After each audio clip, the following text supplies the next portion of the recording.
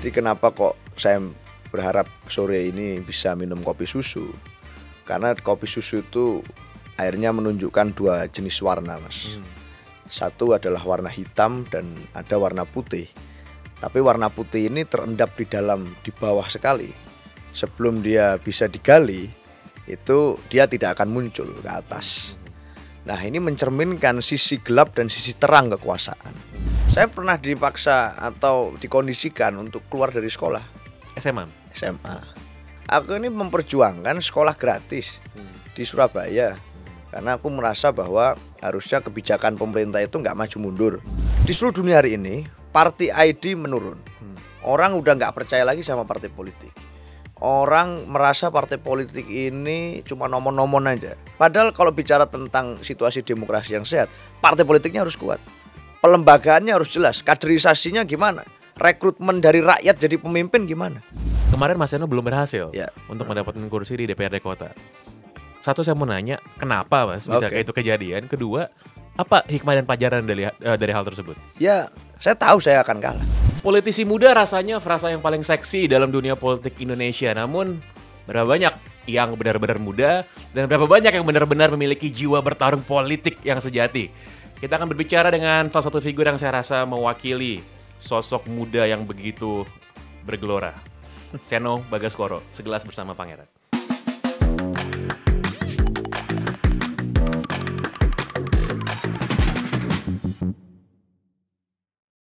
Mas Seno, terima kasih sudah hadir di Asumsi. Thank you, Mas Pangeran. Mas Seno ini kita waktu kemarin menjelang pemilu dan juga saat pemilu kita sering ketemu lah, di lapangan. Di lapangan. Kebetulan kita berada dalam satu barisan yang sama. Dan barisan tersebut belum diberikan kesempatan Mas Seno untuk menang Pilpres kemarin. Tapi pertanyaannya, ini saya rasa pertanyaan banyak orang juga. Apa setelah pemilu ini apa? Apa buat Mas Seno, apa buat partainya Mas Seno, PDI Perjuangan, dan apa buat teman-teman kita gitu, Mas? Ya, pertama-tama satu kehormatan ya, aku bisa hadir di podcast Segelas ini. Karena setauku tamu pertamanya adalah sosok yang nggak kalah kontroversial juga, Coach Justin ya. Dan hari ini berarti aku juga cukup kontroversial untuk ditanya-tanya Mas Pangi di sini. Tapi pada dasarnya kalau kita ngomong tentang pemilu, sebenarnya kan pemilu itu cuma sarana. Perspektif yang aku pikir atau yang dipikirkan oleh kawan-kawan di PDI Perjuangan, pemilu itu cuma sarana aja kita untuk meregenerasi kepemimpinan nasional, sarana kita untuk mencari pemimpin baru. Tapi pada dasarnya saat kita bicara tentang pemilu, spiritnya kan gagasan yang kemarin itu harus hidup. Nah, gagasan yang kita munculkan waktu pemilu kemarin, itu kan kita mengkritisi tentang situasi demokrasi kita hari ini, yang ada something wrong. Banyak orang bicara seperti itu, tidak hanya kita. Dan kalau pasca pemilu, kemudian otomatis dengan mencermati dinamika politik sekarang, kita lihat seakan-akan semuanya berlomba berebut untuk merapat ke kekuasaan. Seakan-akan pemilu kemarin itu hanya sarana untuk siapa menang lalu rangkul-rangkul yang siapapun yang jadi kalah. Kalau semua temenan ngapain pemilu gitu kan? Kalau itu seperti itu, apa gunanya kita pemilu kemarin kan? Kan gagasan kita perjuangkan, kita kompetisikan agar ada maknanya setelah ini semua selesai. Siapapun yang menang dan siapapun yang kalah. Dan karena hari ini posisi kita belum menang, meskipun secara prosedur hukum kita masih bersengketa di PT UN ya. Tetapi kalau secara KPU kita masih belum menang, ya artinya gagasan yang kita wujudkan kemarin, yang kita perjuangkan kemarin bukan berarti harus nggak menang juga. Ini masih kita perjuangkan dan hingga hari ini masih terus kita lakukan berbagai upaya perlawanan terukur untuk menyikapi pemilu kemarin. Jadi masih nggak less of serious thing lah hari ini. Gitu. Jadi kalau misalnya tidak memiliki kekuasaan Mas ya, tidak memiliki kekuasaan, bagaimana cara untuk menjalankan tadi platform-platform yang bagus dalam kampanye yang kemarin dilakukan? Ya, katakan kita ini saat bicara PDI Perjuangan ya Mas, sebagai partai politik, partai saya itu kan banyak disalahpahami di media sosial. Seakan-akan kita ini partai yang seperti apa, yang angkuh, yang kuno dan lain sebagainya. Tetapi sebenarnya kalau bicara tentang platform program, banyak sekali program-program yang dilakukan oleh pemerintah di era Presiden Jokowi, termasuk di berbagai macam daerah di Indonesia, itu yang adalah rumusan dari pemikiran PDI Perjuangan. Nawacita misalnya, itu adalah bagian dari hasil dari Rakernas dan Kongres PDI Perjuangan yang disusun secara sedemikian rupa. kepala-kepala daerah yang ada, yang berjuang, yang merupakan kader PDI Perjuangan, membuat program-program kerakyatan itu hasil dari pemikiran politik kami. Artinya setelah kami kalah di pemilu presiden, bukan berarti kami kalah secara utuh. Secara pileg kami masih partai politik paling gede. Ya. Dan itu artinya masih ada banyak sekali ruang untuk melakukan apapun di Senayan, untuk memberikan atau membuat legislasi undang-undang yang positif. Termasuk juga kepala daerah. Kami punya lebih dari separuh kepala daerah di seluruh Indonesia yang adalah kader PDI Perjuangan, yang itu bersentuhan langsung malah. Kalau presiden adalah top leader, pemimpin di atas, bicara tentang kepala daerah ini bersentuhan langsung dengan daerahnya. Nah, ini kader-kader yang menjadi kepala daerah ini sampai hari ini masih menjabat sebagai kader aktif. Dan itu tidak lepas dari pemikiran-pemikiran partai yang bicara tentang bagaimana membangun berdasarkan kearifan lokal dan basis kerakyatan yang jelas. Itulah yang akan kami lakukan. Jadi setelah pemilu presiden kami tidak menang, bukan berarti kami tidak lepas tangan terhadap kondisi pemerintahan. Masih ada mekanisme check and balance yang harus kita lakukan di lembaga kepresidenan. Dan masih ada tugas-tugas eksekutif yang harus dilakukan oleh kepala daerah kami. Itulah kenapa pilkada nanti menjadi penting di akhir tahun. Nah, tadi Mas Eno bilang check and balance di parlemen. Ya. Ini saya kalau mau menangkap sinyal-sinyal, jadi fix PDI Perjuangan jadi oposisi, Mas Eno. Ini pertanyaan paling seksi akhir-akhir ini sebenarnya. Dan belum terjawab sebenarnya. Belum terjawab. Dimana-mana, iya. Tentu karena kami memang belum menjawab. Kenapa? Karena kami nggak ingin terburu-buru. Artinya apa? Terburu-buru bergabung. Ya. Yang lain kan terburu-buru bergabung. Semuanya ingin bergabung cepat-cepat. Sinyal-sinyalnya begitu. Meskipun sebenarnya kami juga berusaha menghargai sikap politik dari partai lain. Tetapi kalau kami merasa bahwa secara kenegarawanan sebenarnya kan pemilu itulah cara yang paling efektif untuk menentukan siapa yang memimpin jalannya pemerintahan dan tidak. Faktanya kami kemarin tidak menang secara suara. Secara negarawan harusnya kami menerima kekalahan itu. Dan dalam substansi kami misalnya bicara tentang makna pemilu, maka harusnya kami tidak di dalam pemerintahan dong. Tapi tentu harus ada banyak variabel yang kami pertimbangkan. Hari ini Mas, geopolitik dunia masih nggak stabil. Ada situasi perang di Timur Tengah yang masih nggak stabil. Rusia dan Ukraina masih memanas. Situasi ekonomi politik nasional kita juga nggak oke-oke banget. Secara kurs kita melemah terus-menerus meskipun ada fluktuasi. Lalu banyak hal yang harus menjadi perhatian. Kedaulatan pangan kita misalnya masih banyak persoalan. Impor beras masih terjadi. Hal ini menjadi concern kami. Maka dalam menentukan apakah akan di dalam atau di luar, kami nggak bisa hanya serta-merta karena ingin bergabung dengan kekuasaan lalu kami cepat-cepat menolak berada di luar pemerintahan. Variabel-variabel yang saya sebutkan tadi, yang aku sebutin tadi, itulah yang akan jadi pertimbangan apakah kami akan di dalam atau di luar. Cara membahasnya gimana? Partai punya struktur besar, partai punya kader macam-macam. Membahas soal seperti ini bagaimana? Mekanismenya disediakan, namanya Rakernas. Maka Rakernas di akhir bulan nanti juga akan menggodok terkait sikap politik kami, apakah di dalam atau di luar. Jadi nggak mata-mata hanya karena pertemuan elit A dengan B, pertemuan elit C dengan D, lalu kami akan mengambil keputusan. Kami harus mendengar juga dari teman-teman kita di bawah seperti apa nih. Dari kader-kader di daerah pandangannya seperti apa. Lebih baik di dalam atau di luar. Nah itulah kenapa partai kami namanya Partai Demokrasi Indonesia Perjuangan. Unsur demokrasi itu yang kami lakukan. Jadi kan berarti setiap elemen partai itu akan diminta pendapatnya kira-kira gitu Mas. Iya, nah kalau elemen partai yang namanya Seno Bagaskoro tuh gimana Mas? Lebih baik di dalam atau di luar Mas Seno? Kan tugas kita itu menyuarakan suara hati dari elemen partai yang lain. Jadi suara hati saya pribadi seharusnya tidak menjadi pertimbangan. Ini Mas Seno ini umur berapa Mas? 20? 23. 23. Tapi kemampuan ngelesnya udah kayak politisi ulung memang. Mas, tapi kalau misalnya kita runut ke belakang lagi ya, kita ngelihat hasil pemilu kemarin, kita hargai tentu saja secara prosedural. Tapi menurut Mas Seno nih, kemarin tuh kenapa sih paslon yang diusung oleh PD Perjuangan dan gabungan partai koalisi itu kalah kemarin? Ya banyak hal ya. Ini sebenarnya saya juga ingin mengulas masalah kenapa saya minta kopi susu hari ini gitu ya. Kenapa tuh Mas? Ini ada kaitannya. Jadi kenapa kok saya berharap sore ini bisa minum kopi susu?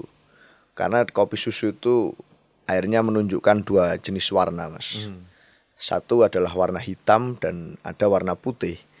Tapi warna putih ini terendap di bawah sekali. Sebelum dia bisa digali, itu dia tidak akan muncul ke atas. Nah, ini mencerminkan sisi gelap dan sisi terang kekuasaan. Sisi gelap itu selalu menyelimuti, tapi sisi terang itu susah untuk dicari.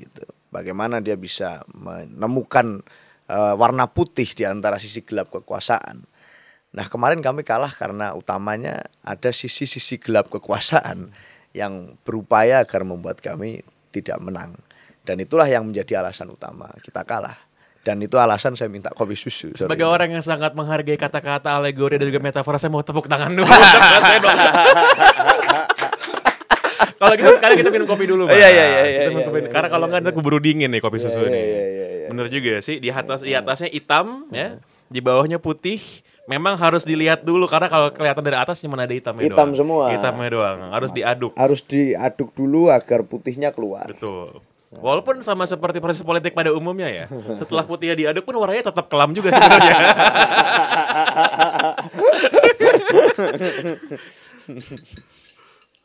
Nah, ini karena kopinya udah nggak begitu panas, nggak perlu kita tuang ke piring ya. Iya.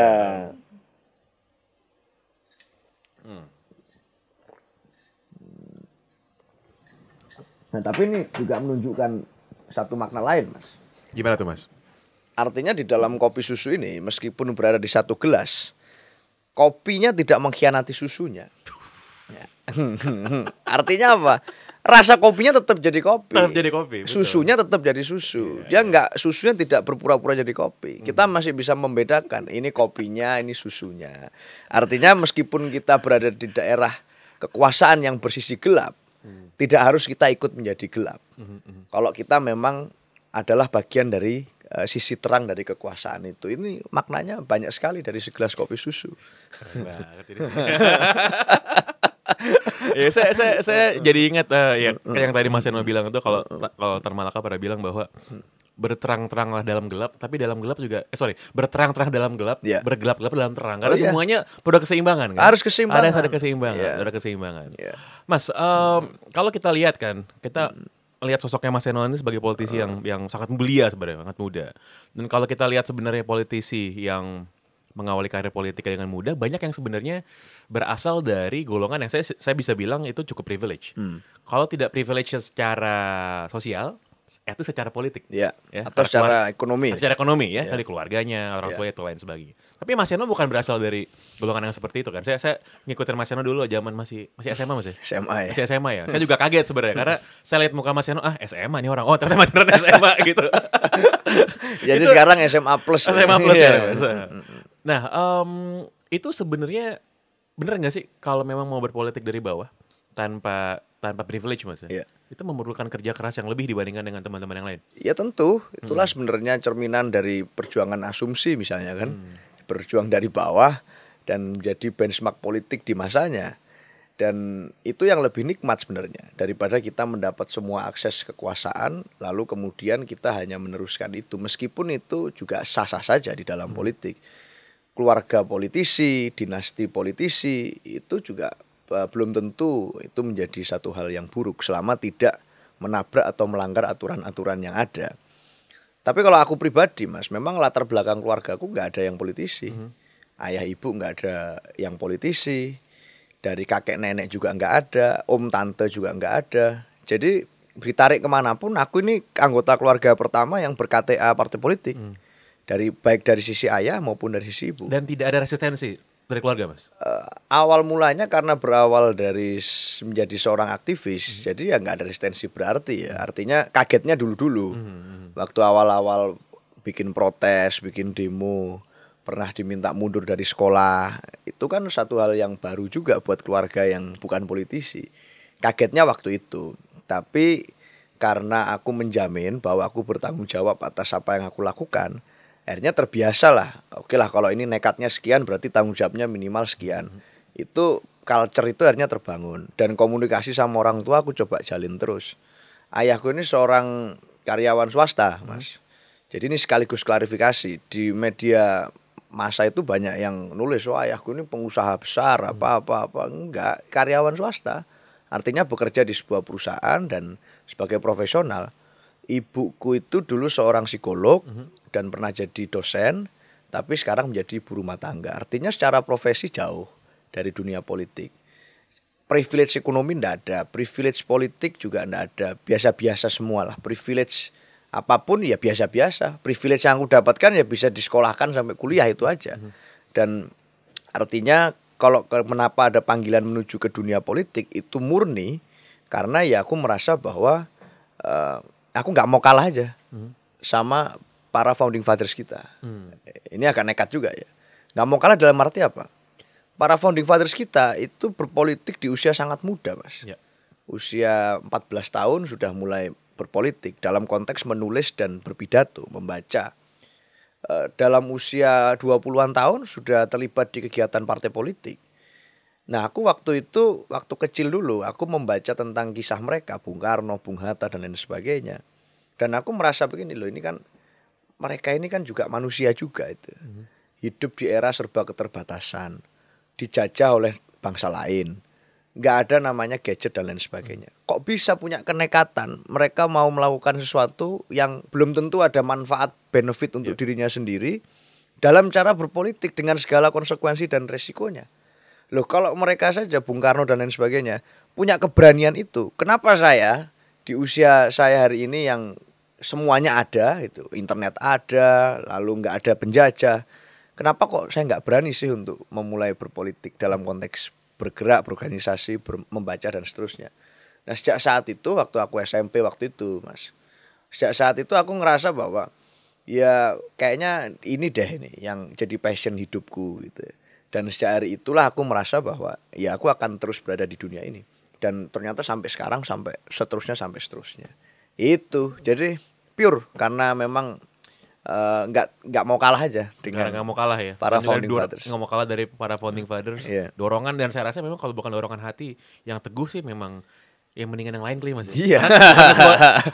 Orang tuh sering nggak tahu gitu, Mas, bahwa menjadi seorang politisi apalagi yang meniti dari bawah itu kerja kerasnya tuh beneran keras gitu, Mas. Keras banget. Capek, waktunya banyak diambil, harus bisa mengakomodasi banyak kepentingan termasuk kepentingan diri sendiri dan orang lain. Betul. Gitu kan.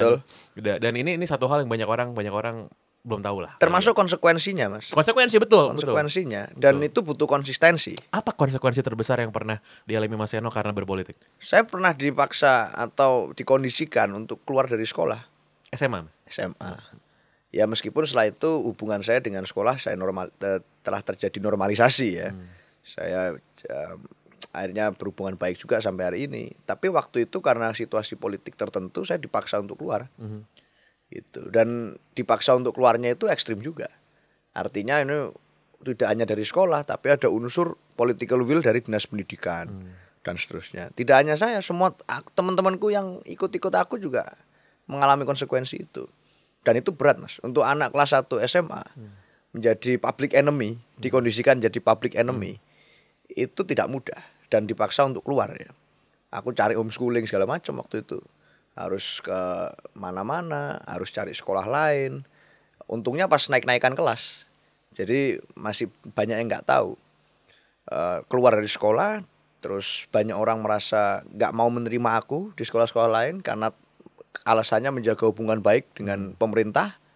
Jadi udah kayak pemberontak kelas kakap aja kita waktu itu, nggak mau diterima di sekolah lain karena ya alasannya menjaga hubungan baik. Terus ya banyak hal lah yang dialami. Intel datang ke sekolah segala macam. Ini umurnya masih remaja berarti, Mas? Anak kelas 1 SMA itu umur berapa 15, ya? Umur 15 tahunan. Waktu itu. Ini kayak dulu Semaun bikin buruh kereta mogok sih umur segitu juga dulu. Padahal alasanku bukan subversif loh waktu itu. Aku nggak bakar-bakar ban, aku nggak apa. Aku ini memperjuangkan sekolah gratis di Surabaya. Karena aku merasa bahwa harusnya kebijakan pemerintah itu nggak maju mundur. Kalau dulunya sudah gratis, kenapa dihapus jadi berbayar? Gimana nasibnya teman-temanku yang nggak bisa membayar uang sekolah? Aku memperjuangkan itu melalui berbagai macam cara, nulis surat ke presiden, bikin aksi massa dan seterusnya. Artinya isu yang aku angkat itu isu pendidikan juga, dengan cara-cara intelektual juga yang aku lakukan. Dan ternyata responnya seperti itu. Jadi buat aku itu exercising politik yang shocking ya, kayak masa orientasi itu di ospek waktu itu.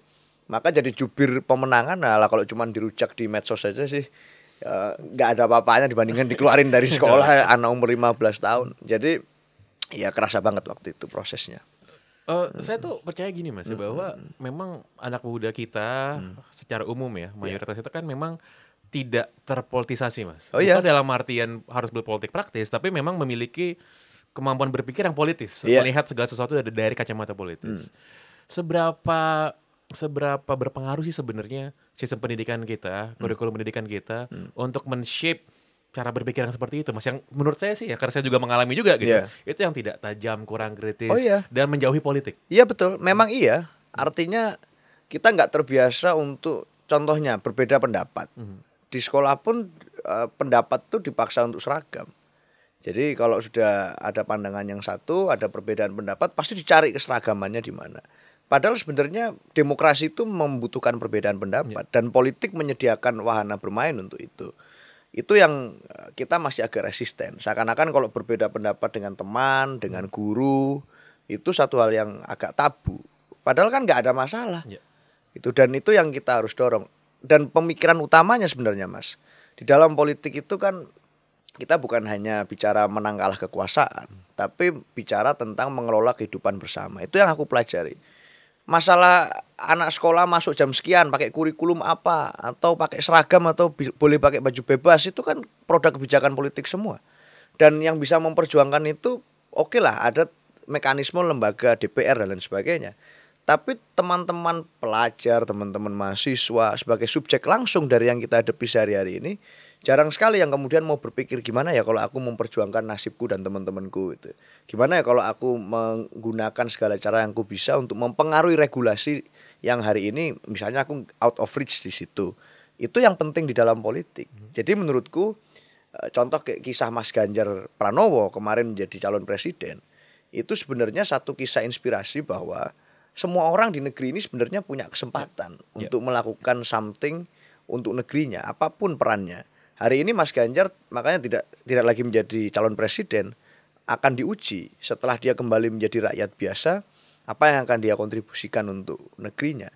Dengan sikap yang sudah disampaikan bahwa Mas Ganjar tidak akan berada di dalam pemerintahan, menjadi satu kesempatan untuk membuktikan di luar pemerintahan itu tidak kalah mulia dibandingkan di dalam pemerintahan bagi Mas Ganjar. Kalau menurut Mas Seno sendiri, kita sebagai orang yang sama-sama mendukung Mas Ganjar nih, Mas Seno, idealnya pasca pemilu ini, Mas Ganjar tuh jadi sosok politik yang seperti apa, Mas? Ya kembali ke rakyat. Artinya banyak masyarakat Indonesia hari ini yang membutuhkan figur pemimpin yang berada dekat dengan mereka, relate sama yang mereka alamin. Pernah ngalamin kesusahan kayak mereka, sedang mengalami kesusahan, atau berada di posisi yang uncertain, gak pasti. Karena menjadi rakyat, gak berkuasa, itu tiap hari kan gak pasti. Uncertain, masa depan kayak apa, gak ada kepastian, insecurity terus-menerus. Itu yang dialami. Ada gak pemimpin kita yang punya perasaan atau feeling yang sama dengan itu? Jarang sekali. Kenapa? Karena semua dijamin, diproteksi oleh negara. Nah, Mas Ganjar ini kan contoh pemimpin. Dan hari ini dia tidak diproteksi oleh negara karena dia gak menjabat apapun. Artinya proteksi politik dan proteksi ekonomi ya. Dia nggak menjabat apapun. Artinya ini menjadi satu kesempatan Mas Ganjar untuk bisa tampil kembali ke rakyat dan memimpin pergerakan-pergerakan yang mengadvokasi kesejahteraan masyarakat. Itu satu pilihan yang sangat mulia. Dan seluruh kader di partai saya, di PDI Perjuangan, diajarkan untuk itu. Apapun posisinya. Mau itu jadi elit partai di pimpinan pusat, mau itu di daerah, anak ranting, semuanya diminta melakukan itu. Nah, Mas Ganjar punya panggung yang sangat luas dan lebih luas dari menjadi presiden sebenarnya, karena dia bisa kemanapun, dimanapun tanpa dia memiliki beban untuk membalas hak sebagai seorang pemimpin yang diambil dari rakyat. Itu juga yang dinyatakan oleh Mas Ganjar dalam kesempatan tadi malam, kebetulan kita satu event Mas ya, waktu Halal Bihalal TPN, bahwa akan mengawal pemerintahan yang akan datang, gitu dari luar, gitu. Gimana caranya biar bisa tetap on the track.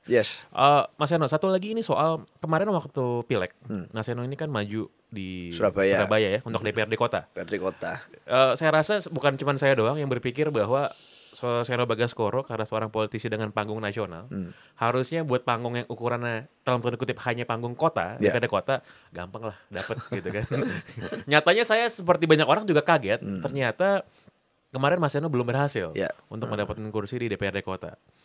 Satu, saya mau nanya, kenapa Mas bisa kayak itu kejadian? Kedua, apa hikmah dan pelajaran dari hal tersebut? Ya, saya bersyukur. Saya kemarin aku dapat suara 3.649. Artinya setiap batang suara itu aku anggap sebagai satu harapan bahwa aku bisa terlibat di dalam pemerintahan apapun posisinya. Tapi sebenarnya ini kalau ditarik ke belakang, Mas, saya itu awalnya tidak berkeinginan untuk maju di DPRD.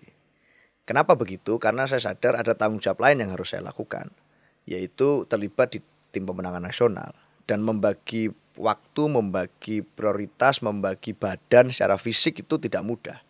Di TPN kemarin tugas menjadi juru bicara itu menuntut aku untuk banyak standby di Jakarta dan sekaligus keliling ke seluruh Indonesia. Tentu ini bukan hal yang populis kalau bicara sebagai wakil rakyat. Jadi DPRD itu jauh lebih berat daripada jadi DPR RI menurutku. Karena di DPRD itu yang bersentuhan paling depan. Ini unsur yang garda paling depan, ujung tombak dari mekanisme legislasi di daerah. Beda dengan DPR RI yang dia berkantor di Jakarta. Kalau DPRD kan sehari-harinya bertemu dengan konstituen. Dan di dalam pola kampanye itu akan terpotret. Nah, teman-teman yang lain yang hari ini jadi maksudnya menang di DPRD Kota Surabaya atau dimanapun, aku yakin adalah sosok-sosok yang setiap hari memang di dapilnya. Mereka memang ngurusin konstituennya, mereka memang ketemu sama konstituennya. Dan aku kemarin jujur memang tidak bisa melakukan itu secara maksimal. Dan aku dari awal sudah punya komitmen, saya akan mewakafkan energi saya, mewakafkan waktu politik saya untuk Mas Ganjar. Why? Karena saya merasa ini adalah stakes-nya too high. Bicara tentang demokrasi, bicara tentang siapa yang berani speak up untuk bicara kritis tentang situasi kemarin. Gak banyak yang berani bicara faktanya. Dan kalaupun setelah bicara juga banyak juga yang akhirnya merasa ragu-ragu. Apalagi hari ini setelah sudah selesai pertarungan. Yang masih bicara berapa orang sih? Maka saya merasa saya harus mewakafkan dan saya harus mengurangi egoisme saya untuk menjadi memprioritaskan waktu di Surabaya dengan lebih banyak di Jakarta. Saya tahu saya akan kalah. Saya tahu, Mas. Saya tahu. Ada feeling bahwa ya gimana caranya menang. Yang lain tiap hari di daerah. Apalagi saya punya idealisme tertentu. Waktu kemarin itu satu, saya nggak mau pasang baliho besar. Itu karena saya yakin bahwa politik yang benar itu adalah politik gagasan. Politik advokasi, politik ide, bukan sekedar politik banner. Jadi nggak mau pasang banner. Itu sama sekali nggak ada bannerku yang gede-gede. Ada yang menyumbang banner tapi kecil-kecil, ya udahlah buat di kampung-kampung. Tapi yang gede-gede di pinggir jalan nggak ada. Yang aku cetak sendiri. Yang aku lakukan apa? Aku nulis surat. Aku tulis tangan satu persatu. Aku kirim ke rumah-rumah. Artinya apa? Door to door, melakukan dari rumah ke rumah, kampanye mikro, itu yang kita lakukan. Dan eksperimen politik semacam itu kan nggak populer, Mas. Nggak populer, satu. Yang kedua, aku kritis sekali kemarin pada saat pemilu terhadap jalannya pemerintahan. Tentu aku nggak ngerti. Di dalam sentimen itu faktanya Mas Ganjar kalah di Surabaya. Artinya banyak orang juga yang pasti ya mungkin resisten dengan ide yang aku sampaikan. Dan itu wajar. Jadi buat aku, I'm happy. Nggak jadi DPRD itu artinya ada ruang lebih luas untuk aku tetap berisik 5 tahun ke depan. Itu. Dan 5 tahun ke depan pasti maju lagi, Mas. Pasti lah, pasti. Mas, sekarang saya mau sedikit bahas soal partai Anda nih ya, Okay. PDI Perjuangan. Yang saya sebagai orang yang waktu reformasi itu SD Mas, jadi ngelihat gitu. Mas Seno tuh tahun berapa lahirnya, Mas? Aku 2001. 2001. Ya. Belum lahir lah belum waktu lahir, itu. Belum lahir. Kalau aku lihat Mas, masih kecil gitu Mas, lihat gitu. Dan bagaimana ini partai yang memang menjadi garda terdepan ya untuk mengawal demokrasi, reformasi. Gimana partai Wong Cilik yang terbuka bagi semua kalangan, bahkan kalau kita lihat dulu caleg-calegnya PDIP 99 tuh menurut saya banyak yang memang beneran rakyat. Yang bener-bener dari golongan menengah ke bawah bahkan Mas, tukang gitu ya. beca, Tukang kabel segala macam gitu. Nah, tapi pada perkembangannya sekarang Mas ya, kenapa bisa? Kenapa bisa? Ini milenial atau Gen Z lah Mas ya, yang berpolitik baru gitu, merasa bahwa kok ini sebaliknya, ini kok terlihat seperti partai yang tadi Mas Yana bilang kok cenderung arogan, angkuh, ya cenderung tertutup, dan cenderung kayak tua banget nggak ada anak mudanya. Selain Mas Seno gini. Coba deh kalau ditanya teman-teman, ada nggak politisi muda gitu 20-an selain Seno Bagaskoro? Kalau saya sih tahu ada, tapi kalau orang biasa ditanya gitu kan, belum tentu tahu. Kenapa bisa kayak gitu Mas? Dan gimana cara untuk mengembalikan gitu citranya PDI Perjuangan? Ya mungkin kalau dituntut ya Mas, ada keterputusan sejarah kalau aku lihat. 98 itu kan periode yang sangat menentukan di sejarah kita. Tapi ada nggak kita melihat nama jalan di seluruh Indonesia yang itu nama jalan itu mencantumkan nama para pahlawan reformasi? Kayaknya sampai hari ini nggak ada, belum ada. Ya, awal revolusi kemerdekaan banyak namanya kita tahu. Dan itu dimonumentasikan, patung, jalan, sejarah, cerita, dokumenter, sebagainya. Reformasi nggak pernah. Artinya kalau kita mau tahu tentang apa yang terjadi di 98, either kita mengalami langsung atau kita cari tahu. Gitu. Dan cari tahu itu satu proses yang cukup panjang itu buat orang teman-teman kebanyakan. Banyak yang nggak ngerti. Teman-teman generasiku, angkatan Gen Z tahun 2000-an, itu hidup di dunia yang serba Disneyland, Mas. Nggak ada perang besar kok selama kita tumbuh jadi remaja. Kita Indonesia nggak ngalami apapun revolusi yang begitu berpengaruh mendasar, nggak terjadi kok waktu kita tumbuh besar. Artinya apa? Kita hidup di dunia yang tenang-tenang aja, damai-damai aja. Mau sekolah ya sekolah, mau kerja ya kerja. Sibuknya paling dengan urusannya masing-masing. Susah dapat kerja kayak atau masalah percintaan kayak masalah yang kaitannya sama urusan pribadinya. Meskipun kadang berat ya karena sandwich generation segala macam, tapi itu urusan pribadinya. Dia nggak ada faktor eksternal yang membuat dia sengsara, itu nggak ada. Beda dengan angkatan sebelumnya. Jadi kita nggak punya bayangan 98 tuh seserem apa gitu loh.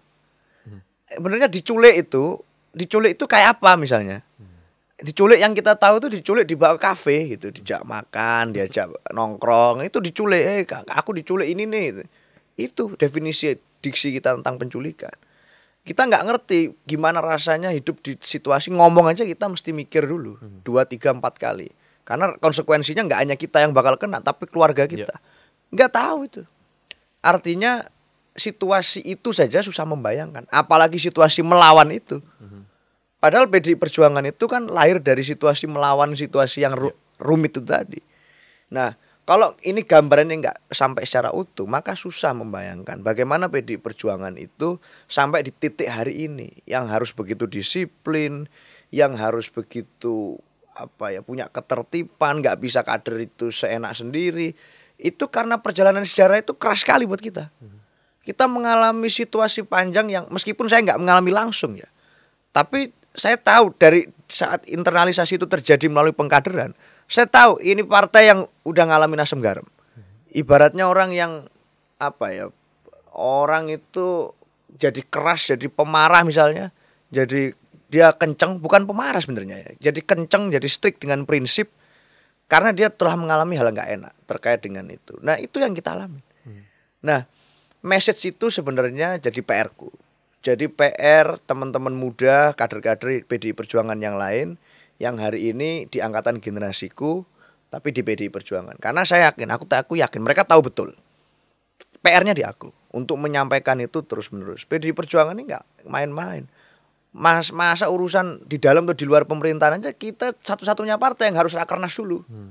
Ya kan, hari ini kita harus rakernas dulu, kita harus evaluasi dulu, harus internalisasi, mendengarkan masukan dari bawah dulu. Itu yang rumit, nggak bisa serta-mertanya karena kita ingin ini, karena bagi-bagi kekuasaan kita pengen dapat kue sekian, jatah sekian, nggak bisa.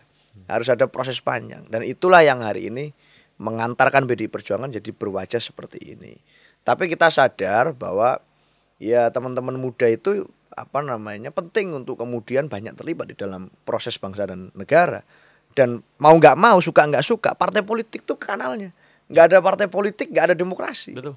Memang mau pakai cara apa lagi kita? Kalau ada cara yang lebih baik dari lembaga partai politik, silakan teman-teman misalnya gitu yang bisa disepakati oleh sekian ratus juta jiwa manusia. Maka selama kita masih sepakat pada demokrasi, kita sepakat kedaulatan rakyat, sepakat pemilu penting, yang bisa kita lakukan adalah ya kita menghargai partai politik dalam perannya dan memperkuat itu.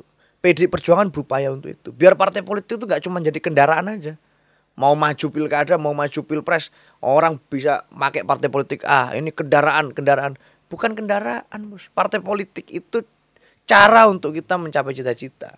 Kalau kita percaya organisasi itu penting, ya partai politik harus ditempatkan di posisi penting. Itu yang kita percaya harus kita lakukan. Itu menarik sekali karena tadi Mas Eno itu semacam membantah anggapan umum bahwa partai politik hanyalah kendaraan. Karena itu sebuah istilah yang sering digunakan dan lama-lama itu diresapi oleh banyak orang bahwa partai politik tidak ubahnya kendaraan yang bisa dinaiki dan dituruni kapan aja tergantung dengan kepentingan. Benar. Dan itu bukan gunanya partai politik gitu Mas. Enggak sehat, Pak. Enggak sehat, betul. Enggak sehat kalau kita memikirkannya seperti itu. Terus gimana? Pelembagaan partai politik itu pentingnya gini, Mas. Di seluruh dunia hari ini, party ID menurun. Orang udah nggak percaya lagi sama partai politik. Orang merasa partai politik ini cuma nomor-nomor aja. Partai politik ini bikin. Dan anehnya, mungkin banyak teman-teman dari partai politik yang mengamini itu. Ya kita oke-oke aja nih dianggap begini. Ya memang kita cuman ini aja jadi kendaraan. Kok mau sih begitu? Padahal kalau bicara tentang situasi demokrasi yang sehat, partai politiknya harus kuat. Pelembagaannya harus jelas. Kaderisasinya gimana? Rekrutmen dari rakyat jadi pemimpin gimana? Aku coba mau pengen lihat sekarang berapa banyak partai politik di Indonesia yang melahirkan kepala daerah yang berasal dari rakyat. PDI Perjuangan konsisten di situ. Emang Mas Pangi tadi cerita ada tukang becak jadi anggota DPR, ada apa? Karena itulah fungsi partai politik. Orang kalau mau jadi pejabat ya masuk di partai politik, berproses, bertarung di pemilu jadi. Itu fungsi yang begitu penting. Dan hari ini aku rasa jadi PR banyak orang termasuk anak-anak muda untuk kembali menyampaikan itu. Nggak bisa kita cuman pakai cara-cara. Kalau kita katakan gini, hari ini kita ada demokrasi digital. HP aja cukup nih. Nggak usah pakai partai politik, kita di Twitter, kita ngomong apa. Tapi yakin nggak itu bisa diamini oleh semua orang? Berapa persen sih kita yang menggunakan media sosial? Berapa yang nggak menggunakan itu? Maka kesepakatan itu kan hanya terjadi di antara kita-kita. Nah, itu yang aku rasa sampai hari ini mekanisme terefektif ya dengan partai politik. Saya sangat setuju Mas, karena saya percaya dengan partai politik. Perkara bahwa partai politiknya nanti kesana kemari itu menurut saya urusan praktek. Oh iya kan? Tapi dalam demokrasi itu partai politik adalah sebuah keniscayaan, harus ada. Harus ada. Nah, berikutnya saya rasa ini Mas Eno, seandainya nih ya. Seandainya Mas Eno memiliki kesempatan untuk melakukan sesuatu tahun ini yang besar bagi negara dan bangsa. Kalau ada satu hal, apa yang ingin Mas Eno lakukan? Aku ingin pilkada besok membantu orang-orang yang nggak terkait dengan politik keluarga. Jadi bukan orang tuanya atau suami istrinya yang berkeluarga gitu Mas? Oh itu boleh. Okay. Boleh. Tapi kalau enggak gimana definisinya Mas? Mungkin tepatnya dengan politik nepotisme. Oke. Jadi orang-orang yang hanya menggunakan itu, nggak punya kompetensi itu, tapi didorong menabrak aturan boleh, melanggar segala macam boleh, hanya karena dia ingin ikut serta di dalam porsi kekuasaan. Aku ingin membantu orang-orang yang memang berjuang, orang-orang yang punya passion terhadap negeri ini, siapapun dia. Anaknya tukang becak atau anaknya pejabat boleh juga, asalkan memang dia punya passion itu, bukan karena orang tuanya yang memang pengen terlibat di dalam membangun bangsa ini. Aku pengen membantu orang-orang itu dan melihat mereka menang. Kontribusi itu aku rasa penting karena itulah mimpiku. Aku pengen melihat Indonesia ini diisi oleh orang-orang yang passionate dan mereka tidak dihalangi untuk mencapai passion mereka. Aku punya sedikit cerita, Mas. Waktu aku kecil dulu aku ditanya guruku, "Seno, kamu pengen jadi apa?" gitu. "Saya pengen jadi politisi, Bu." Semuanya menjawab insinyur, dokter, lain sebagainya. Aku aja yang jawab, saya pengen jadi politisi. Apa yang terjadi? Aku dimarahin. Kenapa dimarahin? Karena dianggap waktu itu seorang politisi itu adalah profesi yang nggak oke. Anak kecil harusnya nggak suka politik. Politik itu kotor, politik itu buruk, dan seterusnya dan seterusnya. Dari situ aku mikir, kenapa kok politik itu disalahpahami sedemikian rupa? Apakah profesi lain nggak ada yang bejat juga? Apakah nggak ada dokter yang malpraktek? Apakah nggak ada insinyur yang markup anggaran sampai bangunannya ambrol? Pasti ada. Tapi kenapa hanya politisi yang dianggap sebagai profesi yang nggak mulia? Lalu kalau politisi itu dianggap sebagai profesi yang nggak oke, berarti kan politik akan diisi oleh orang-orang yang sebelumnya nggak belajar politik. Iya. Orang-orang yang nggak concern ke sana, orang-orang yang nggak ngerti sistem politik, kemudian hanya karena ingin tenar, ingin menjabat sesuatu, ikut-ikutan di politik. Aku merasa nggak bisa seperti itu. Dan sejak hari itu aku memutuskan aku harus jadi politisi yang oke. Dan 5 tahun setelah itu aku berusaha membuktikan dan terlibat menjadi juru bicara di tim pemenangan wali kota Surabaya di usia 19 tahun. Dari hari itu sampai hari ini aku membuktikan dan ingin terus berjuang bahwa mimpi apapun orang-orang di negeri ini harus bisa dilakukan tanpa ada intervensi-intervensi sisi-sisi gelap dari kopi susu itu tadi yang mengganggu jalannya mimpi orang-orang baik di Indonesia. Luar biasa saya pikir Mas Eno bahwa kalau anak muda yang berpolitik di Indonesia ini kayak Mas Eno, saya rasa masa depan politik Indonesia bisa lebih baik dari kita sekarang. Karena kalau katanya, lagi-lagi saya mengutip Tan Malaka ya, kalau katanya kemewahan yang dimiliki anak muda adalah idealisme, berarti kalau anak muda yang nggak punya idealisme berarti kurang mewah hidupnya Mas. Artinya saya juga menunggu Mas Pangeran terlibat dalam politik Indonesia lebih jauh lagi. Saya nunggu undangan aja kalau undangannya Mas Eno. Iya. Mas, terima kasih banyak atas waktunya. Thank you Mas Pange. Sukses terus berjuang di jalur yang terus senantiasa merawat demokrasi. Jangan pernah lelah, jangan pernah goyang Mas Eno ya. Saya yakin Mas Eno sih nggak bakal goyang. Teruji dari usia sangat muda soalnya. Terima kasih sekali lagi Mas Eno. Thank you, terima kasih Mas. Sukses Mas Pange. Terima kasih sudah menyaksikan Segelas bersama Pangeran di Asumsi. Subscribe, follow, whatever, komen, nonton, share. Sampai jumpa. Bye-bye.